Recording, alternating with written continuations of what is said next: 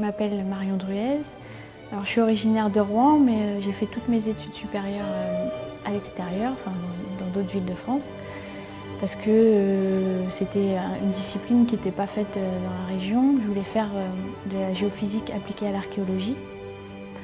Donc en fait j'ai commencé par faire des études de géophysique à Strasbourg et après j'ai eu un emploi après mon master directement à La Rochelle, à l'université de La Rochelle. Et j'avais déjà repéré la formation du CFA des métiers des arts de la scène.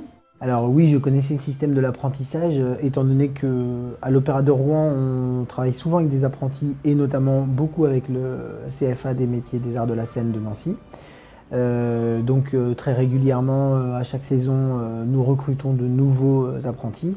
Dans le cas de Marion, c'était un contrat de professionnalisation et pas d'apprentissage. Pour le coup, Marion ayant déjà une expérience professionnelle importante, elle a fait d'autres choses avant. J'ai voulu d'abord la former sur le métier de technicien d'orchestre, puis ensuite sur le métier de régisseur d'orchestre. Et donc je lui ai laissé suffisamment les coups des franches et en augmentant progressivement ses responsabilités pour qu'au final, elle soit à la fin de la saison complètement autonome dans son travail. Voilà, la période d'apprentissage a commencé et en fait moi j'avais tout à apprendre parce que j'avais vraiment jamais travaillé dans le milieu avant. J'avais juste la passion de l'univers et donc je suis arrivée en renfort comme technicien d'orchestre. Ça s'est vraiment super bien passé. Et puis en cours d'année, il y a eu un changement d'organisation de l'équipe. Parce qu'entre-temps, on m'avait attribué une mission particulière qui était de m'occuper des musiques de chambre, spécifiquement. Donc en faisant les musiques de chambre, ça me permet, et d'être responsable des musiques de chambre, ça me permet de voir un peu le métier de régisseur, mais sur des séries moins conséquentes que voilà, des séries normales. Parce que mine de rien, il y a beaucoup de musiques de chambre au cours de la saison, parce que c'est sur l'initiative des musiciens.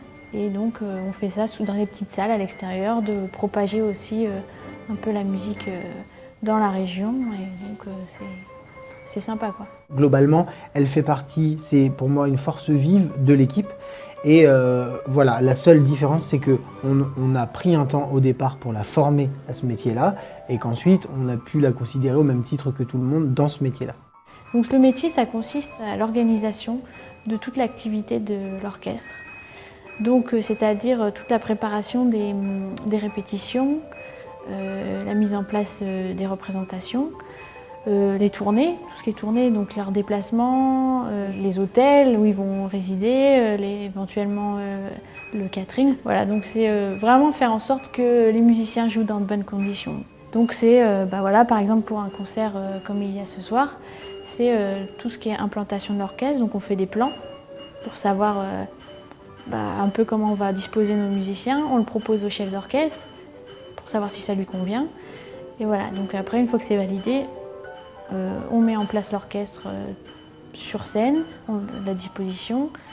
Et puis voilà, pendant le concert, on est là pour les entrées et les sorties des musiciens, les éventuels changements de plateau. Et puis après le concert, tout ce qui est rangement du matériel. Voilà, donc entretien du matériel, prise en charge aussi, parce que dès qu'il y a un instrument qui a un problème, qui est abîmé aussi, il faut qu'on s'en occupe. Et puis pendant les répétitions, c'est aussi du travail de veille, que tout se passe bien, parce que souvent à la première répétition, enfin, avec tout l'orchestre, donc le premier tutti, peut y avoir des problèmes de partition, parce que voilà, il y a eu des changements de fait, des coupures, et donc il y a un des musiciens qui n'a pas la bonne coupure. Donc il faut voir avec la bibliothécaire. C'est ça qui est bien aussi, c'est qu'on est en relation avec les autres services. Et ça, c'est intéressant de savoir un peu ce que les uns et les autres font. Enfin, c'est même primordial, parce qu'on a besoin d'eux dans nos activités. Alors est-ce que je conseillerais ce type de contrat à d'autres structures d'accueil? Évidemment. Pourquoi? Parce qu'on est sur des métiers qui s'apprennent plutôt en pratique, dans la structure, et pas un petit peu en théorie, mais pas énormément. Et donc ça permet de former quelqu'un qui, au final, est au courant de tout ce qui se passe dans la maison et peut ensuite prolonger son contrat par éventuellement un poste, ce qui va être le cas pour Marion, vu que son contrat de professionnalisation va être prolongé par un CDI dans notre structure. Donc c'est évidemment un moyen de formation, mais aussi d'intégration d'une nouvelle personne dans une entreprise, et ça pour le coup c'est vraiment pour elle et pour les structures très optimal, quoi.